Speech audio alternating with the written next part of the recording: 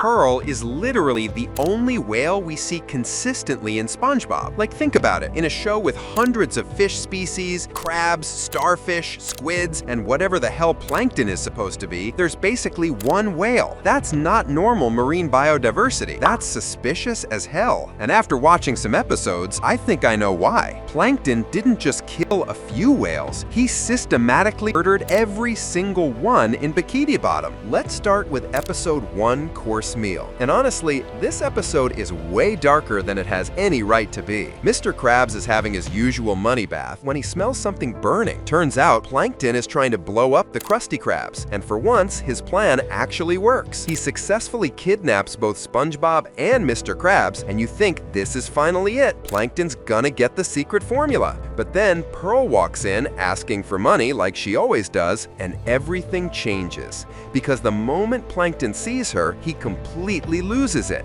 Now here's where Mr. Krabs shows us just how cruel he can be. Instead of helping someone who's clearly having a mental health crisis, he decides to exploit it. He literally dresses up as Pearl and spends 2 weeks straight hunting down Plankton, tormenting him to the point where this tiny organism is having nightmares about being devoured by whales. And bro, these aren't just bad dreams. We're talking about visions where he sees his ancestors being eaten alive. It gets so bad that Plankton literally lays down in the middle of the road hoping to get run over by a bus. A cartoon character attempted suicide because of whale trauma. But here's what really got my attention. When Plankton is explaining his fear to Karen, he mentions what happened to his ancestors, and the show actually shows us this backstory where they all got eaten by a whale. Hey, Plankton!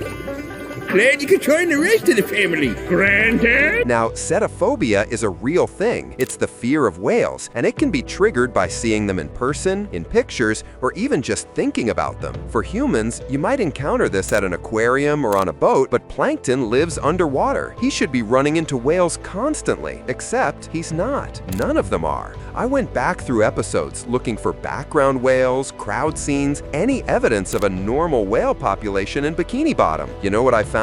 Nothing. Pearl. Her friends occasionally show up for birthday parties or school events, and that's it. There's another episode, The Ghostly Duties, that completely changes how we should look at Plankton's whale phobia. He's watching a horror movie on Karen's screen when he gets this brilliant idea to turn himself into a ghost to steal the Krabby Patty formula, which honestly is a pretty genius plan. The problem is, as a ghost, he can't actually touch anything, so he can't grab the formula. That's when the Flying Dutchman shows up and starts teaching him basic ghost skills, including shape-shifting. The Dutchman transforms into all sorts of things that don't really faze Plankton, but the moment he turns into a monstrous version of Pearl, Plankton completely freaks out again. Even as a ghost, even knowing it's just an illusion, the sight of a whale sends him into complete panic mode. Then there's internship games, where Karen leaves Plankton in charge while she visits her motherboard. She puts up flyers looking for an intern, and after everyone else bails because of the terrible pay and Patrick destroys half the restaurant with the duplicator machine, Plankton is desperate for help, and that's when Pearl walks in looking for an internship. This scene is actually disturbing when you pay attention. Plankton doesn't just get scared, he goes into full survival mode, scrambles behind his desk, his eyes literally turn into images of real whales, and he starts thinking she's there to eat him. But here's what's interesting. Pearl has no idea why he's terrified. She's genuinely confused by his reaction. She's not trying to intimidate him or remind him of anything. She's just applying for a job, which means whatever traumatic whale experience Plankton had, Pearl wasn't part of it. So what whales was he involved with? And where are they now? This is where everything clicks into place. Remember my chum theory from a few weeks ago? I talked about how Plankton has been feeding Bikini Bottom residents to each other, using ground-up fish parts in his chum. I thought that was dark enough, but I was only scratching the surface, because in Coliseum craziness, Plankton accidentally reveals something that changes changes everything. There's an episode where Plankton demolishes the chum bucket and builds this massive Roman Colosseum. He's trying to steal customers from the Krusty Krab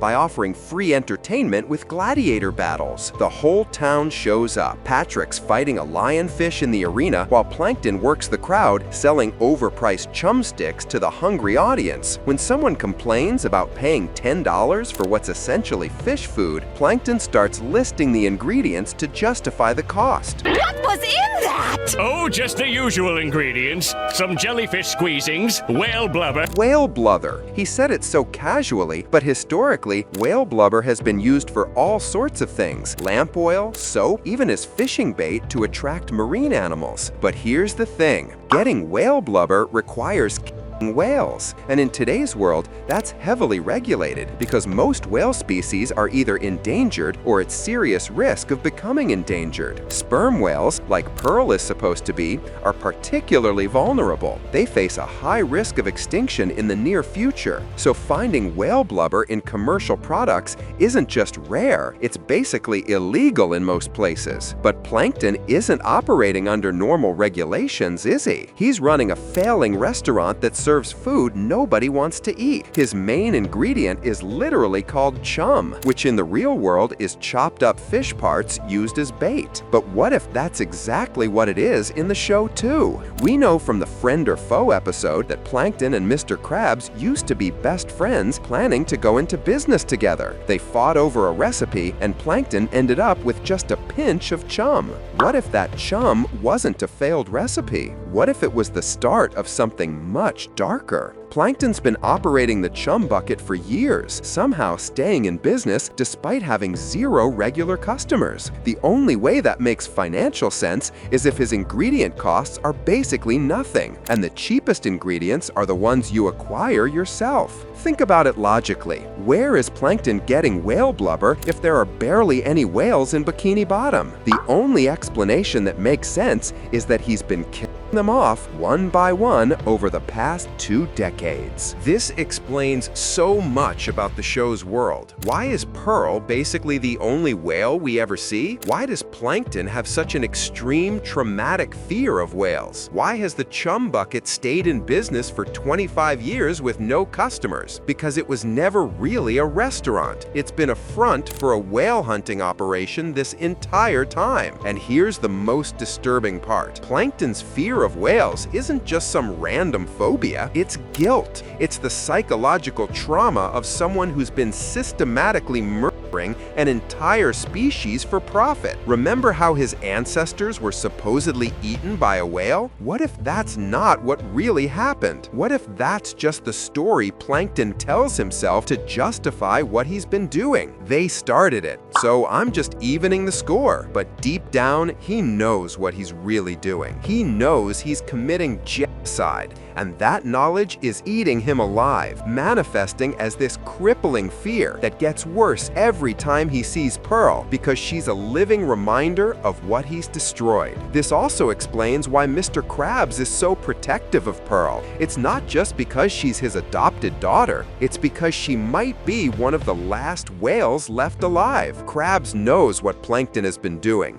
and he's been keeping Pearl safe all these years, even if it means psychological warfare to keep Plankton away from her. And think about the economics of it. Whale blubber is incredibly valuable, much more valuable than regular fish meat. That's why Plankton can charge $10 for a chum stick and still have people buy it. He's not selling cheap fish scraps, he's selling premium whale products to unsuspecting customers who have no idea what they're actually eating. But here's what really gets me. We've been watching this for 25 years and laughing. We've been treating Plankton like this bumbling villain who can't do anything right, when in reality, he's been running one of the most successful criminal enterprises in cartoon history. He's eliminated an entire species from his ecosystem, created a monopoly on whale products, and built a customer base that doesn't even know they're participating in his crimes. The only reason he's still obsessed with the Krabby Patty formula is because that's the one thing standing between him and total market dominance. And the most terrifying terrifying part? Pearl has no idea. She's walking around Bikini Bottom completely oblivious to the fact that she's probably the last of her kind, and the tiny green organism who runs the restaurant across the street is the reason her species is extinct. She even tried to get a job working for her own people's murderer. So yeah, maybe Plankton isn't just a failed restaurateur with dreams of world domination. Maybe he's already succeeded at something much worse. So maybe it's not a theory at all. Maybe it's just the truth we weren't ready to see. What do you guys think? Have I finally cracked the darkest secret in SpongeBob history? Or am I reading way too much into a show about a talking sponge? Drop your theories in the comments, because this rabbit hole goes deeper than I ever imagined. And seriously, how did a show about underwater friendship end up being a documentary about genocide?